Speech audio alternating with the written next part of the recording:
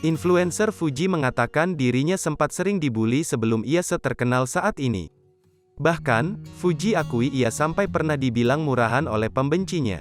Fuji mengungkapkan sering dibully dari sebelum terkenal, bahkan sampai ada yang mengatakan dirinya murahan karena memakai baju seksi. Lantas, Fuji juga mengatakan ia sudah lumayan kuat dari sebelum terkenal karena dihujat oleh netizen sampai dibilang murahan. Kekasih Tarik Halilintar pun mengiyakan ia kerap dihujat oleh netizen. Memang, Fuji beberapa kali disorot oleh netizen. Bagaimana tidak, anak Haji Faisal tersebut sudah memiliki jutaan followers. Hidup dalam dunia entertain, tentu tak mudah bagi Fuji untuk menerima hujatan secara terus-menerus. Terlebih, hubungannya dengan Tarik Halilintar yang tiap waktu mencuri perhatian. Kendati memiliki banyak pengikut, Fuji pun mau tak mau harus menerima konsekuensi sebagai publik figur. Tak hanya itu, adik dari almarhum Bibi Ardiansyah ini juga dicemooh soal fisiknya.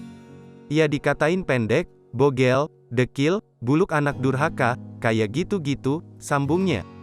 Menurut Fuji, panutannya saat itu adalah almarhum Vanessa Angel yang menguatkan dirinya.